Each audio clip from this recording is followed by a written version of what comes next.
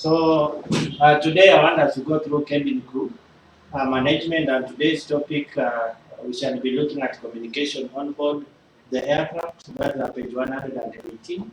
So under that we shall look at we shall explain the significance of our crew resource management for crew performance, and then we shall identify common forms of communication between flight and cabin crew.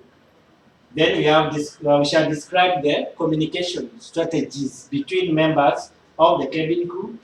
Then we shall describe the application of the phonetic alphabet, because that one is the one we shall be using in the industry. We don't use the other common language.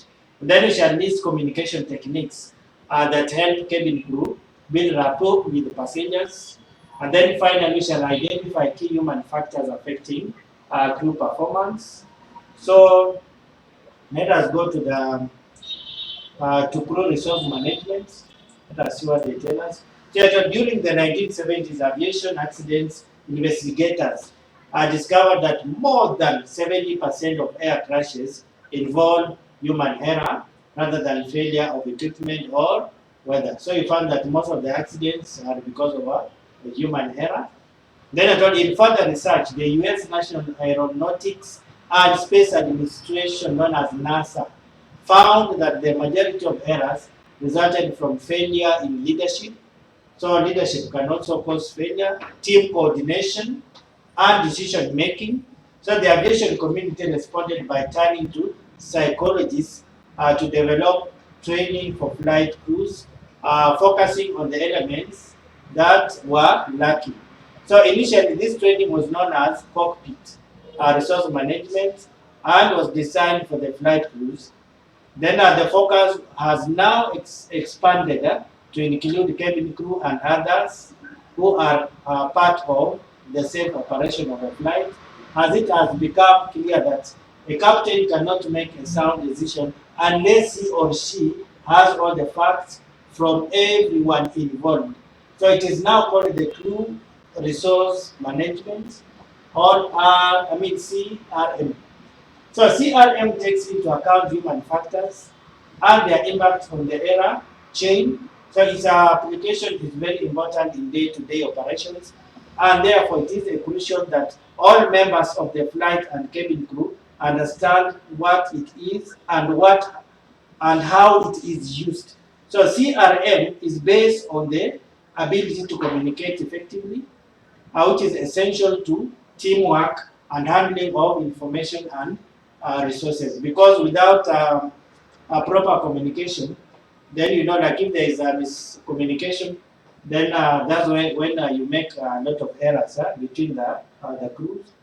And then you are told ICAO requires all airlines to provide training in CRM principles, and once hired cabin crew attend CRM training on a regular basis. These requirements are also part of the National Aviation Authority requirements for safe operation. Like here in Kenya, we have Kenya Civil Aviation Association or Authority. So this highlights why good CRM is seen as such a vital part of any emergency response. In addition, it is recommended that airlines bring together the flight and cabin crews whenever possible in this training. Yeah? This helps each member of the flight and cabin crew to better understand the responsibilities and activities of other team members. However, logistics and size make it difficult or impossible to some airlines to combine the training, so it is often conducted separately. So CRM is required in both initial training and current training for all cabin crew, and also examinations are not required or frequently carried out on this subject. Cabin crew are frequently tested and graded on their ability to apply the principles of CRM in their day-to-day job. Then you are told cabin crew competencies and assessments markers are used to assess performance for an individual item or exercise in a check. So cabin crew competencies and assessment markers allow for an assessment of performance across range of what CRM skills. And then we are told communication, situation awareness, knowledge, application of procedures, workload management, leadership and teamwork, problem solving ability and decision making. Here we are told CRM is very important and is required. So apart from the cabin themselves, although it's mainly for the cabin, but we are told because of communication, even the other crew should also attend the same training so that when there is a communication, you should know what your teammate is trying to communicate or what he wants or wishes to put across for the effectiveness of the flight. Then the key learning point that was CRM focuses on the effective use of all available resources to achieve safe and efficient flight operations. So CRM is a set of principles that relate to the communication and management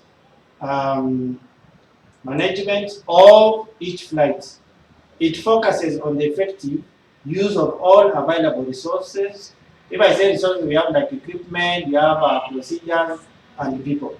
Because they will teach you on how to use the equipment, the procedures that happen inside the aircraft, and also how to go about or interact with the people.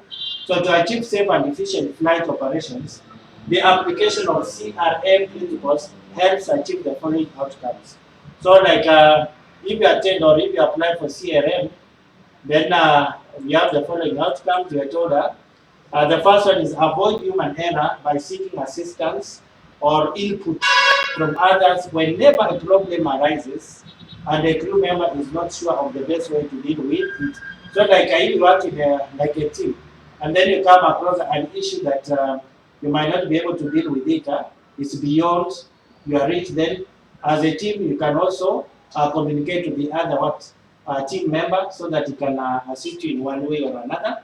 Then we are told the second one is stop errors and their consequences before they occur.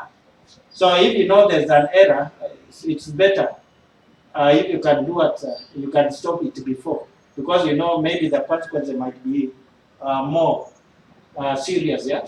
For example, a fellow cabin crew member is not available at their door when the command to arm the doors is given. Rather than wait for them to return, any available crew member arms the door and advises them as soon as they arrive. And then we are told this ensures that the door is prepared despite the cabin crew member being involved in another situation. Yeah? So like that one, you've at least assisted to stop the error that could have occurred. Yeah? And then the other one is minimize and effectively handle the consequences when challenges occur. You know we do have challenges, but you should try and minimize the challenges so that whenever there are consequences, they don't really come in a very, while it will be minimal. Yeah? So having the ability to resolve a problem quickly, efficiently and safely can only happen if you have all the facts and information required. Yeah? So this requires communication and understanding of all viewpoints. You should understand all points. Yeah? So a secondary but very important benefit of CRM is improved morale. As very few members recognized as a valuable part of the team, they are more likely to perform well and go out of their way to help others. Like if you have morale, you know morale can make you work effectively. Yeah? Because someone who doesn't have a morale might not be able to work the way he's being forced. Yeah? But if you have morale, then you even do a job that even is outside your area area of your boundary. Yeah? So simply being part of a friendly, respectful, and hardworking team improves a cabin crew member's sense of well-being at work. So good morale leads to improved efficiency and performance by individual and teams, which leads to better results for the airline, because we always encourage teamwork. Yeah? Because if you work as an independent or individual, you might not be able to do everything. Yeah? That's why most companies are, mostly they are, like when it comes to cabin, you have to work as a teamwork. So it is important to, for all cabin crew members to be aware of the CRM basics. Part of understanding CRM is to be aware of how people contribute to efficient and safe operations, and also what barriers might impact the effective performance. Mhm. Then we have so you have the basic elements of CRMR. So if you look at the CRM in details, so the basic elements are like leadership, very important. Yeah, it starts with the captain because the captain is the overall, but it involves all cabin crew. So a good leader invites and also expects feedback from others up and down the chain of command, and also allows others to take leadership what roles are, because sometimes you have to dedicate some of the duties as a leader to the other teammates. That's how sometimes we always work. Then some areas include this part as part of their cabin crew performance checks, with the cabin crew being asked to provide feedback on the senior cabin crew members' performance at work. So this is known as a 360-degree appraisal system, because we want to know whether the leaders, like the senior cabin or whatever, are doing their work in order.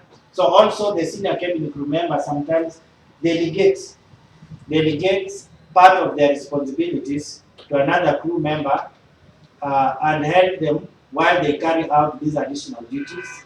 So this helps both the senior and the cabin crew member to develop additional skills in monitoring and supporting each other.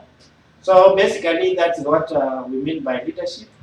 Because if there is no good leadership, then it becomes an issue even when it comes to even communication. Yeah? Then the other thing is communication, very important.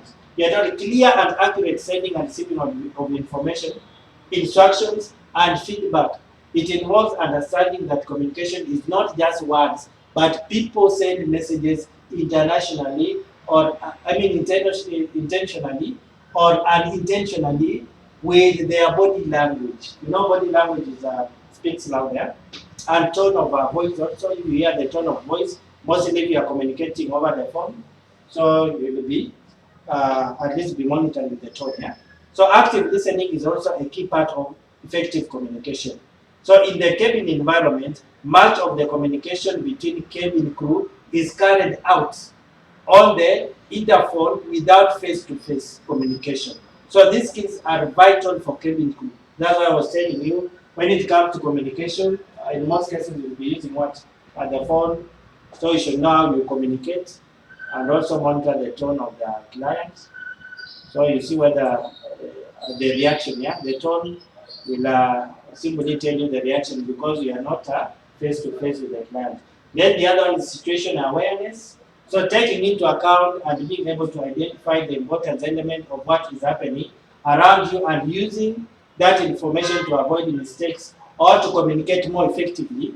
So you have factors that reduce situations awareness and one's ability to respond and increase the potential for errors and fatigue and stress. So if you have stress or if you are fatigued, then it can interfere with your ability or potential of working, of which it can create a lot of errors. Yeah. So like a task overload. Also, if you have a lot of work, it might make you to make sometimes make a lot of mistakes. And then difficult operating conditions. Again, if the conditions you are working under are not conducive, then it can also create issues, yeah?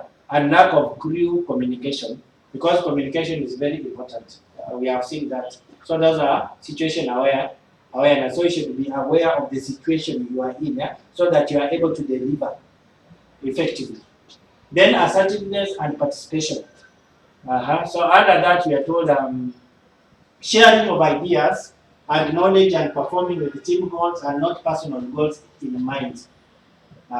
So making sure that your input is heard and understood rather than silently watching as mistakes might be made. So you should have what you call assertiveness and participate. If you see a problem or a mistake somewhere, you don't wait, yeah, so that that person is blamed. No, you can take that responsibility and try uh, to mitigate that problem, yeah, so that it does not bring a lot of issues, yeah. You can assist even your teammates.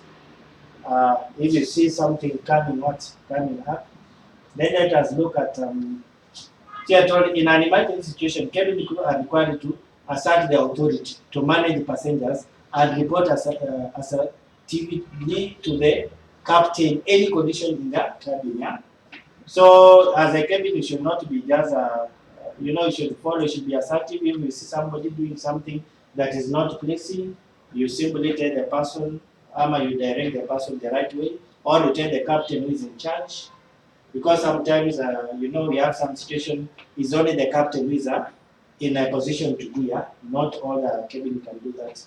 And then decision making, the ability to use sound judgment and all available information to make the best decision for the situation. So this involves assessing the problem, verifying the available information, and asking questions to clarify, anticipating consequences of the decision and information, others of the decision and the reason behind it. Yeah? So when it comes to decision making, you as a person, you should be able to do what? To make a sound decision, yeah? Which will not scenario that shows how these skills are applied in a particular situation. So the captain has advised the cabin crew of a long delay on the ground. Sometimes when it comes to delays, it really annoys the clients. Yeah. So the captain maybe can communicate to the cabin and tell them that there will be a delay. So the cabin should know how to maybe address the passengers. So here we are told.